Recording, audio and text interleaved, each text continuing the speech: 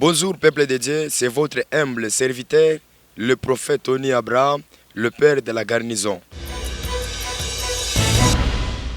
Bonjour servant de Dieu. Bonjour, Comment vous allez? je vais bien, merci. Merci servante de Dieu, elle va se présenter elle-même. Je réponds au nom de la servante Winnie Bestimpata. J'évolue dans un ministère, les élus du Très-Haut. Nous avons un message de la réconciliation. C'est que la Bible dit que tous nous avons réussi un ministère de la réconciliation. Donc mon appel est basé sur un ministère de la réconciliation, réconcilier le peuple avec le ciel. Servante de Dieu, qu'est-ce qui vous a poussé de prêcher la parole? Qu'est-ce qui est monté en vous de pouvoir prêcher la parole, de pouvoir chanter? C'était quoi? Premièrement, j'ai tout compris que il est le maître suprême de toutes choses. En dehors de lui, il n'y a personne. Et ceux qui sont loin de lui ne savent pas vivre. Alors j'étais dans le moment des troubles, c'est comme ça qu'il m'a croisé sur mon chemin. Et il m'a donné la solution pendant que les hommes n'étaient pas en mesure de le faire. Je m'adresse au peuple de Dieu qui traverse la même période que moi. Confiez-vous au Seigneur et vous ne serez jamais déçus. Aujourd'hui, vous êtes dans la garnison des prophètes. Quand nous parlons dans la garnison, nous voyons les pères, nous voyons les fils et nous voyons les filles. Et souvent aussi, aujourd'hui, dans les sacerdoces, nous voyons seulement les hommes qui sont en train de prêcher, mais nous ne voyons pas les filles. Mais dans la prophétie, on dit, vos filles et vos fils prophétiseront. J'aimerais que, servante de Dieu, pourriez-vous m'expliquer quelle révélation que vous avez reçue de parler de la part du Seigneur, de prêcher la parole de Dieu? J'ai reçu une révélation de parler de la part du Seigneur depuis 2014. Alors j'ai évolué dans une église. C'est là que j'ai croisé le Seigneur. Il s'est révélé à moi. Il a changé mon identité. Il a fait de moi, comme je suis en train de le dire tout à l'heure, celle que je suis. Et c'est comme ça qu'il a mis sa parole dans ma bouche. Il a mis ses mains sur mes yeux. Et il m'a dit d'aller partout pour annoncer la bonne nouvelle. Quel message pourrez-vous donner aux femmes aujourd'hui qui se testent dans l'église? Je dirais qu'elles font fausse route parce que l'évangile de Christ n'est pas venu pour les hommes, mais l'évangile de Christ est venu à tous ceux qui l'ont réussi, à tous ceux qui croient en son nom. Il leur a donné le pouvoir de devenir enfants de Dieu. Christ n'a pas mentionné que l'évangile est pour les hommes, mais il a dit dans sa parole, allez et faites de toutes les nations mes disciples. Cela veut simplement dire que Christ n'avait pas donné la responsabilité aux hommes.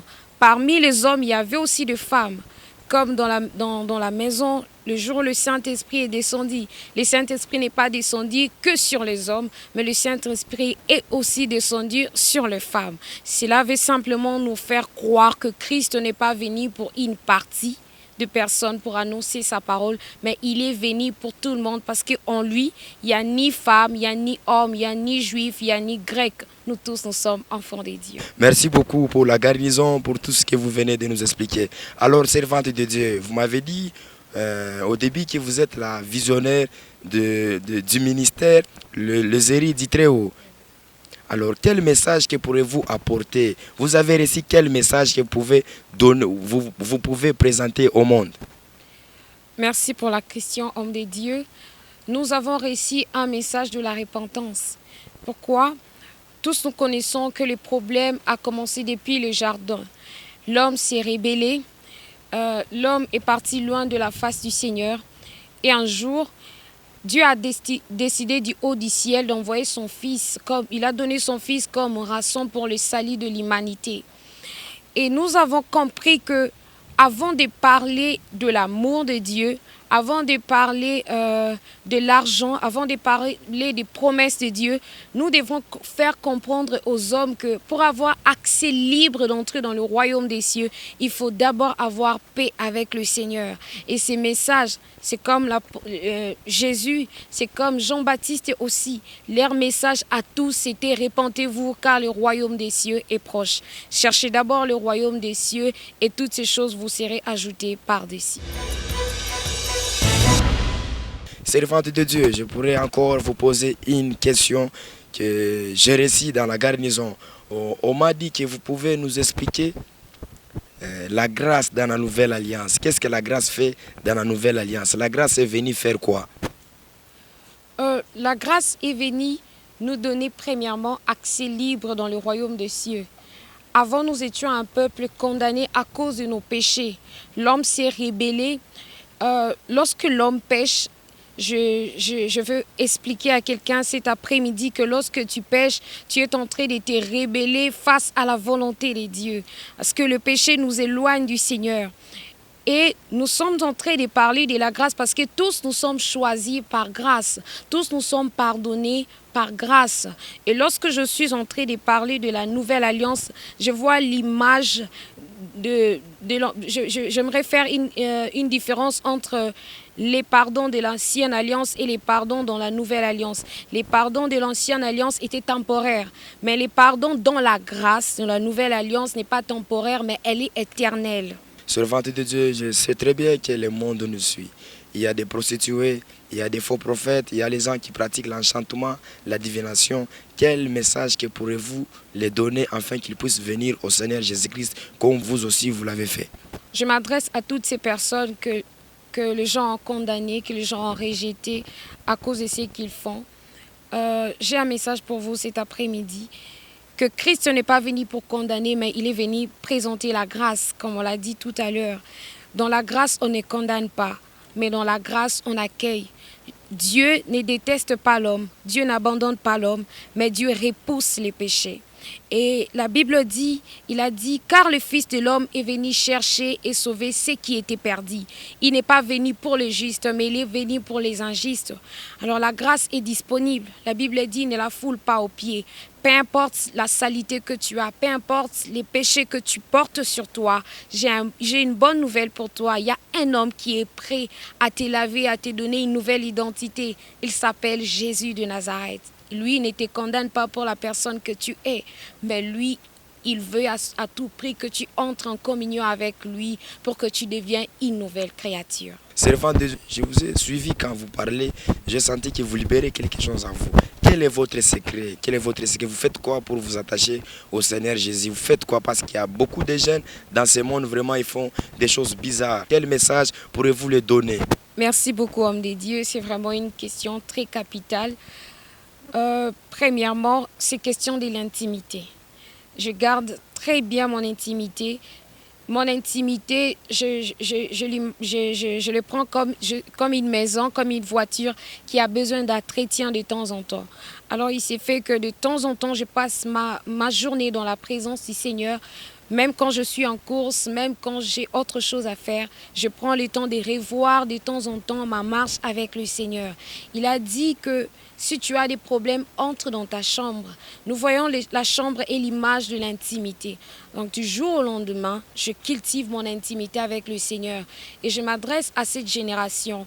Avoir les dons, avoir les prophéties, les visions, tout ce que tu peux avoir, mon frère, ma soeur, ce n'est pas mauvais, c'est bien, toutes ces choses, c'est pour l'avancement de l'œuvre de Dieu.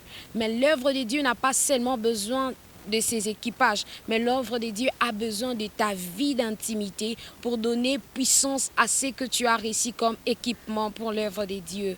Donc j'invite tout le monde qui ont reçu ils ont reçu un appel particulier de vivre cette vie d'intimité comme moi et l'homme de Dieu, nous les faisons et vous ne serez jamais déçus pour devenir assez puissants.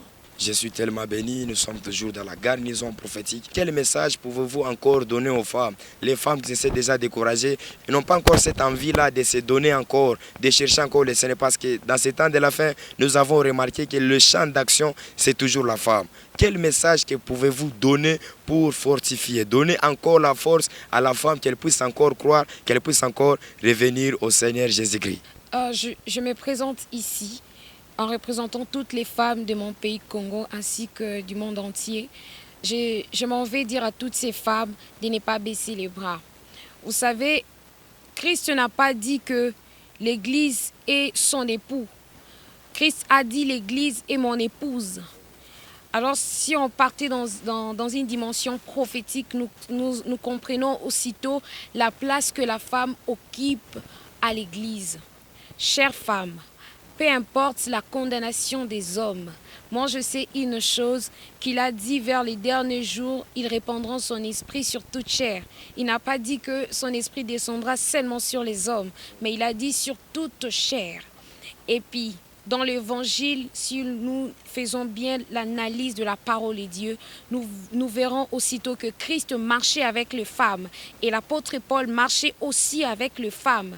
Et j'aimerais dire à une femme cet après-midi que tu as une puissance en toi que le monde attend. Paul a dit ceci, que si la femme demeure dans la foi, elle peut devenir mère. Oh ma sœur, si tu continues à te filtrer à cause de ce que les gens te disent, laisse-moi te dire que tu ne deviendras jamais mère. Ils sont en train de te culpabiliser parce qu'ils savent que tu as une puissance à communiquer dans le monde. Et le monde a besoin de vous, femmes. J'aime ces cantiques qui veulent simplement dire de gloire en gloire. Parce que j'aime à tout prix que le Seigneur m'emporte dans des dimensions hautes. On la chante juste comme ça. De gloire en gloire, de gloire en gloire, tu m'emmènes, tu m'emmènes dans le profondeur de ta sainteté, tu m'emmènes, tu m'emmènes. Oh, yo me mangaye, yo me mangaye, yo me mangaye. Waouh, aujourd'hui j'ai écouté les chants, mais ce n'est pas prophétisé. Mais à la prochaine, le Seigneur Dieu nous fera grâce. Servants de Dieu, le monde vous ont suivi. Vous êtes où? Votre adresse, votre église et votre ministère, c'est où? Vous pouvez donner même une adresse locale où les gens peuvent venir. Nous sommes à Mongafula, juste après Matadi Kibala, vers l'arrêt Terre Jaune. Nous nous réunissons chaque dimanche à partir de 16h jusqu'à 18h juste. Pour m'avoir, pour avoir plus de précision, vous pouvez me contacter avec mon numéro, c'est le 082 10 28 832. Que dans tes moments de trouble, avant de prier, que dans tes moments de trouble, tu as un ami qui ne manque jamais dans la souffrance, qui ne manque jamais. Il a dit, invoque-moi le jour de la détresse et je te délivrerai. Ce n'est pas un slogan, mais c'est une parole certaine. Et je confie une chose à quelqu'un, c'est la prière. La prière, c'est une clé que le ciel nous a donnée pour libérer les surnaturels d'en haut. À chaque fois que tu as un problème, va dans ta chambre, intercède et tu verras le ciel se présenter. Le ciel répondre à tes questions et donner des solutions à tes problèmes.